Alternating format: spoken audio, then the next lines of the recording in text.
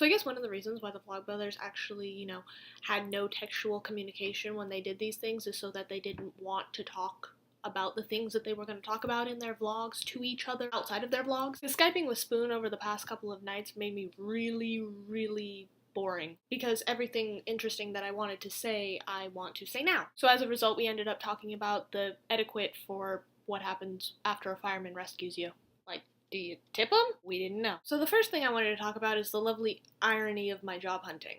I finally get a call from the guy at Save Mart, but I had to turn him down because, as it turns out, I'm not actually going to be living here during college. But the dorms were all filled up, so the only thing that was left was these apartments, which are technically on campus, but they're not dorms, Pytel. So I get my own room, my own bathroom, and my own closet. The only thing I have to share is a kitchen and living area, and I share that with 2 other girls. I haven't met them yet, but I'm hoping that they're going to be cool people because I'm hoping to continue this. So scratch that, I will continue this, and I'll just find a way to make it work. So I move into the apartments on the 14th of September, which is like 2 weeks before everybody in the dorms moves in, so I don't know what I'm gonna do. I guess I'm just gonna kick it there. And then I get to start my job hunt all over, which probably won't start until after first quarter anyway, because we're on the quarter system, so it moves fast, and they don't want freshmen to have jobs during first quarter because they want them to get accustomed to how fast the schedule pacing is. Item of business numero dos. So I went to my uncle's wedding reception on Saturday, and we were the first people to get there.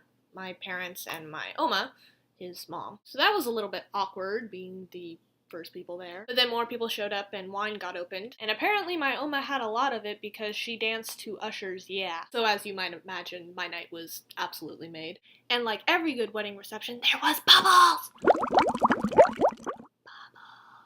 Oopsies, I'm a king! So what's happening? Are you asking that question to me? Yes, I'm asking to you! And them, I guess. So Dakota had an orthodontist appointment, so I tagged along. Yay, because she got to see me. Yeah, you almost tackled me. Of course. So we're in the school store. See, there's binders, and that's it. So what's new in your life? Nothing. Not really anymore. And there goes the trash can. Much. Just chilling, trying to get my homework done. I have a blank as my teacher again. Apparently their English teacher, ditched on the second The day of school. second day of school. That's like a new record. We, killed them. What? There was no murder.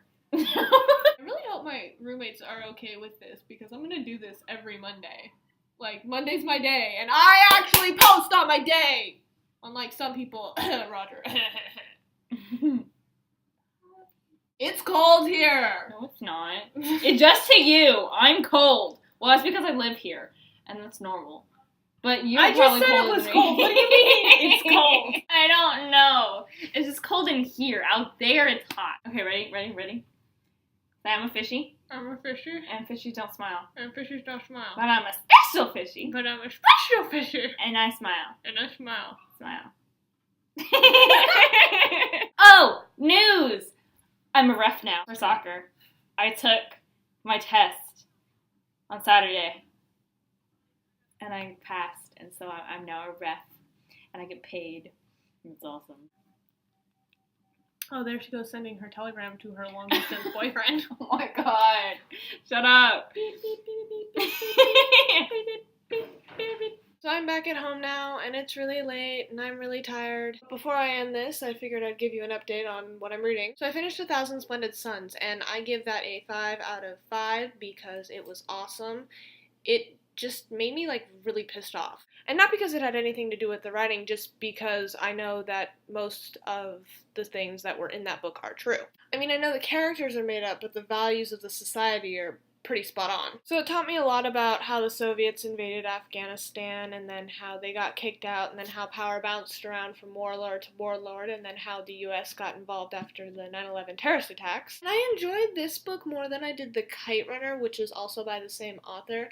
I think not only because it was about people who stayed in the country while the war was going on, whereas The Kite Runner, they leave, but also because it was centered more around women. And while the characters in The Kite Runner were kind of relatable to some extent, I just found the characters in 1,000 Splendid Suns to be even more relatable. And because apparently I have a thing for depressing books, this week I'm reading Ways to Live Forever by Sally Nicholas. I'm a bit more than halfway through it, and it's really, really, really good so far.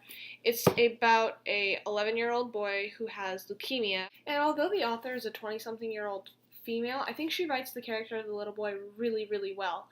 And to give you an example of that, I'm going to read a little snippet. Why I like facts. I like facts. I like knowing things.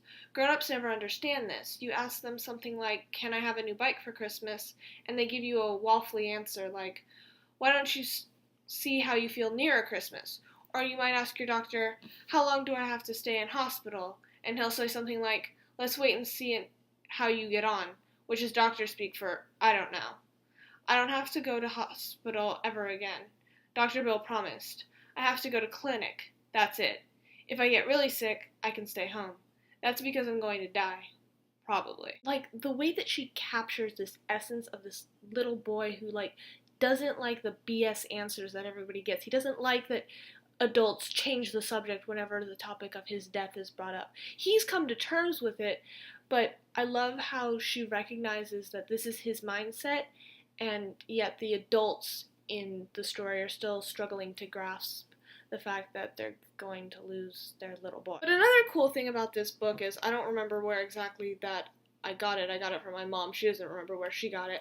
But it's registered at this website called www.bookcrossing.com, where you can basically register books and leave them places and track their journey around the world. So it has an ID number, and I went online and I typed in the number, and apparently some chick left it on the train and somehow it got to me, so I made an account, and once I'm done with it, I'll probably like leave it in the library or at a bus stop or something, I don't know. And this goes along with what Spoon and I were talking about, like sharing books and whatnot, and how you kind of want to be greedy and like hold on to your favorites, but you have to let them go and, you know, make other people happy. Alright, so that's it for me this week. Deuces! Oh, and just a reminder, I'm not getting punished because there was 2 people! Bye!